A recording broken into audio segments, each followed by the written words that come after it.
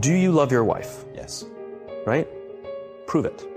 Like, what's the metric? Give me the number that helps me know, right? Because when you met her, you didn't love her, right?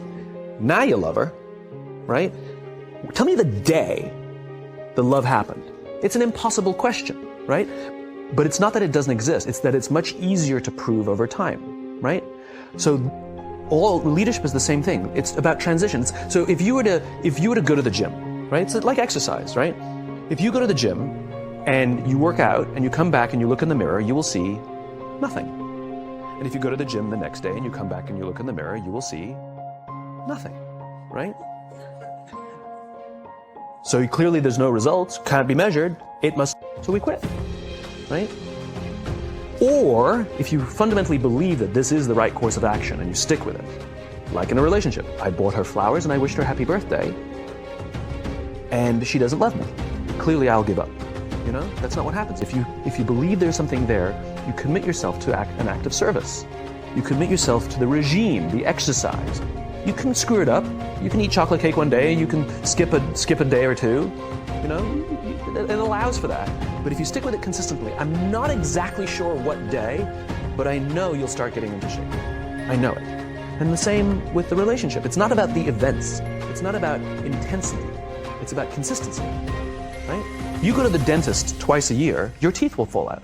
You have to brush your teeth every day for 2 minutes. What does brushing your teeth twice a day for 2 minutes do? Nothing.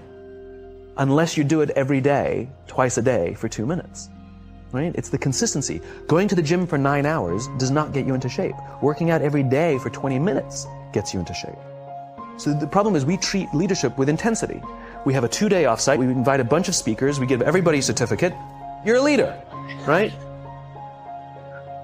Those things are like going to the dentist. They're very important. They're good for reminding us or getting us back on track, learning new lessons. But it's the daily practice of all the monotonous, little, boring things like brushing your teeth that matter the most. She didn't fall in love with you because you remembered her birthday and bought her flowers on Valentine's Day. She fell in love with you because when you woke up in the morning, you said good morning to her before you checked your phone. She fell in love with you because when you went to the fridge to get yourself a drink, you got her one without even asking. She fell in love with you because when you had an amazing day at work and she came home and she had a terrible day at work, you didn't say, yeah, but let me tell you about my day. You sat and listened to her awful day and you didn't say a thing about your amazing day. This is why she fell in love with you. I can't tell you exactly what day, and it was no particular thing you did. It was the accumulation of all of those little things that she woke up one day and as if she pressed a button, she goes, I love him. Right? Leadership is exactly the same. There's no event. There's no thing I can tell you you have to do that your people will trust you. It just doesn't work that way. It's an accumulation of lots and lots of little things that anyone by themselves is innocuous and useless. Literally, pointless by themselves. People will look at little things that are good leadership practices and say, that won't work. And you're absolutely right. But if you do it consistently, and you do it in combination with lots of other little things, like saying good morning to someone, that looking them in the eye. My friend George, who's a 3-star general in the Marine Corps, he says his test for leadership, and I love this, he goes, his test for a good leader is if you ask somebody how their day is going, you actually care about the answer. Right? The number of times we're walking to a meeting, we're rushing, we go, how are you? Not good, I gotta get to you later, I'm late for a meeting. If you ask the question, you were standing there and you were listening to the answer. It's those little innocuous things that you do over and over and over and over that people will say, I love my job. Not I like my job. I like my job means, yeah, the challenge is great, they pay me well, I like the people. I love my job means, I don't want to work anywhere else. I don't care how much somebody else is willing to pay me. I'm devoted to the people here, and I care desperately about the people here as if they were my family. In business, we have colleagues and coworkers. In the military, they have brothers and sisters. That's how they think of each other, right? If you really have a strong corporate culture, the people will think of each other like brothers and sisters. It's like a family, right? No. Brothers and sisters. Deep love. Fight, but the love doesn't go away. Right? Bicker, the love doesn't go away. And I'll fight with my sister, but if you threaten my sister, you're going to have to deal with me. Right? We'll fight internally, we'll bicker with each other, but nobody's going to hurt each other. And if anything from the outside shows up, you're looking at a unified front. Brothers and sisters. Now, how do you create brothers and sisters out of strangers? Common beliefs, common values, parents, in other words, executives who care about their children's success, who care to raise their children, teach them skills, discipline them when necessary, help them build their self-confidence so that they can go on and achieve something more than you could have ever imagined achieving for yourself. That's leadership. An absolute love and devotion for the people who've committed their lives to this enterprise. That's such a brilliant reframe. It's so simple and so beautiful and unbelievably hard work. It is and it isn't. Here's why it is. You said it. It's hard to measure, right? It's hard for me to show. It's hard to measure in the short term. It's very easy to measure in the long term. Over the long term, the traditional metrics will go up. All your revenues, profits, market share, the traditional metrics will go up, and more importantly, they'll go up more stably, right? You will be able to weather hard times better because the people will come together. They won't abandon ship, right? Over the long term, the traditional metrics are just fine. But also over the long term, your churn will go down, right? You won't be going through employees as much, right? Over the long term, you'll find that loyalty is much higher, that people will turn down better paying jobs, right? Over the long term, all the traditional metrics are just fine, and then some. It's only the short term that it's hard to measure. Yeah, I'm going to say, though, there's something in between those two, in the middle, to know, because with working out, so to use your analogy, if you had to go to the gym for 6 months before you saw any sign of change, no one would do it, right? And there are so many variables in working out. The number one thing is to know who to listen to. The number one thing is to know what to look for, right? So if you don't experience muscle fatigue, you're probably doing something different. That's immediate, right? I know that the next day. If you experience muscle fatigue and don't notice any change within a few weeks, you're probably not eating right. So there really are things that you can look at because you're doing the damage to the muscle, but you're not giving your body the nutrients that you need to actually build all that's still true. So I'm sitting here thinking, can it really be as simple as, like, I have a growing belief that part of what you could write down as a leader's job is to connect. Now, how do we connect? You've given some very simple examples, and they're all incredibly real. Asking somebody how their day is and actually waiting to hear the answer and caring about what the answer is. Time spent together, right? I couldn't have a very effective relationship with my wife if there actually isn't time together. And one of the things that I have personally struggled with is, as the organization has grown, just time with any individual becomes more and more difficult.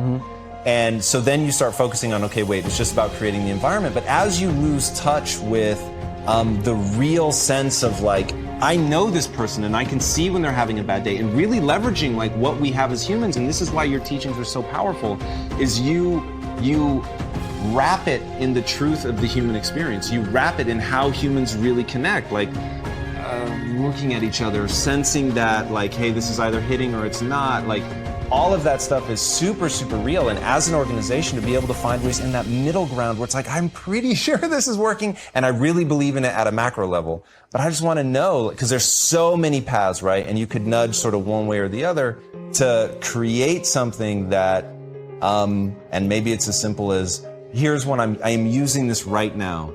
The amount of laughter I hear in the office. Maybe that's dumb, I don't know.